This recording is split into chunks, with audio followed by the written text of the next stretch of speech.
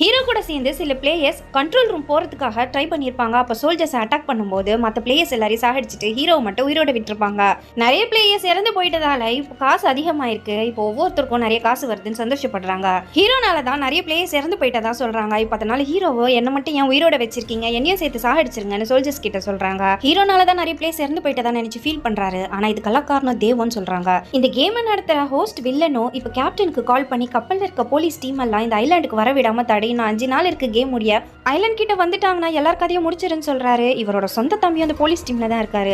அடுத்ததான் இந்த கேமை கண்டினியூ பண்றதா வேணாவான்னு எல்லாரையும் ஓட்டு போட சொல்றாங்க. கேம் வேணும்ன்ற எண்ணிக்கை தான் அதிகமா இருக்கு, அதனால கேமை கண்டினியூ பண்ணிடுறாங்க. ஹீரோ அவரோட ஓட்டை போட்டிருக்க மாட்டாரு, அதனால அதை விட்டுடுறாங்க. இறந்து போன பிளேயர்ஸோட உடம்புல இருந்து ஆர்கன் திருடுறதுக்குனே 4 சோல்ஜர்ஸ் இருப்பாங்க. ஷூட்டர் பொண்ணோ அவருக்கு உயிர் போகாத அளவுக்கு வேணும்னே சுட்டுருப்பாங்க. இப்போ அவருக்கு உயிர் இருந்துமே அவரோட பார்ட்ஸ் எல்லாம் எடுக்கணும்னு நினைக்கிறாங்க. இப்போ அந்த ஷூட்டர் பொண்ணு அங்க இருக்க 3 பேரை சுட்டுறாங்க. அதுல ஒரு சோல்ஜர் டாக்டரா இருப்பாரு, அவருக்கு மட்டும் ட்ரீட்மெண்ட் கொடுக்க சொல்லி கேக்குறாங்க.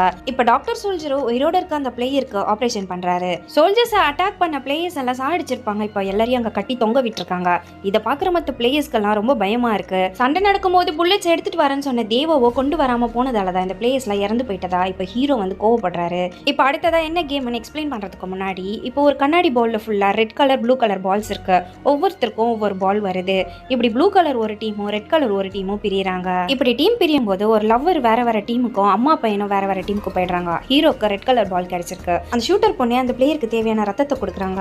அடுத்ததா கண்ணாமூச்சி ஆட்டம். ப்ளூ டீம்ல இருக்கவங்களுக்குலாம் சாவி கிடைச்சிருக்கும். இவங்க எல்லாம் ஒளிஞ்சிக்கணும், அப்படி இல்லைன்னா சாவியை வச்சு ஓபன் பண்ணி கேமை விட்டு வெளியே போயிடலாம். இப்ப ரெட் டீமுக்கு ஒரு பாக்ஸ் தராங்க, பார்த்தா அதுல கத்தி இருக்கு. இவங்க எல்லாம் அட்லீஸ்ட் ஒரு ப்ளூ பிளேயராச்சும் சாவடிக்கணும், அப்பதான் நெக்ஸ்ட் லெவலுக்கு போக முடியும். அப்படி எந்த ஒரு ப்ளூ பிளேயருமே சாகடிக்கலனா இவங்கள கேமை விட்டு எலிமினேட் பண்ணிடுவாங்க.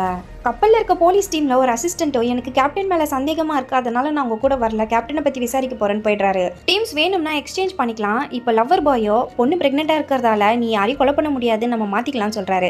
இப்போ அம்மாவை கொலை பண்ண முடியாததால பையன் நான் உங்களுக்கு பதிலா ரெட் டீமுக்கு வரேன்னு சொல்லிடுறான். தேவோவை ஹீரோ முறைச்சு பார்த்ததால இப்போ ஹீரோ கிட்ட வந்து சண்டை போடுறான். ஷிப்ல இருக்க கேப்டனோ ட்ரோன் கேமரா ஆப்ரேட் பண்ற ஆளை சாகடிச்சிருப்பாரு, அங்க இருக்க யாருக்குமே தெரியாது. இப்போ ப்ளூ பிளேயர்ஸை மட்டும் முதல்ல கூப்பிடுறாங்க. அம்மா பையனும் அந்த லவ்வர்ஸும் எக்ஸ்சேஞ்ச் பண்ணிட்டு இருப்பாங்க. லவ்வர் பாயோ சீக்கிரமான ஒரு பிளேயரை சாகடிச்சுட்டு வந்து பாதுகாக்கிறேன்னு சொல்றான். இப்போ ப்ளூ பிளேயர்ஸ் எல்லாம் ஒரு ஹால்குள்ள கொண்டு வராங்க. இவங்களுக்கு 2 மினிட்ஸ் டைம் தராங்க. 2 நிமிஷம் முடிஞ்சதும் ரெட் பிளேயர்ஸ்லாம் வந்துருவாங்க. அதுக்குள்ள போய் ஒளிய சொல்றாங்க. பிரெக்னெண்டா இருக்க பொண்ணு கூட 2 பேர் உதவிக்கு போறாங்க. லவர் பாய் கிட்ட போதை மாத்திரை எடுத்துக்கிற அந்த பிளேயர் வந்து 2 பேரும் சேர்ந்து விளையாடலாம்னு சொல்றான். இப்போ அவரும் ஒத்துக்கிறாரு. இந்த கேம்ல என்ன நடந்துச்சுன்னு நெக்ஸ்ட் பார்ட்ல பார்க்கலாம்.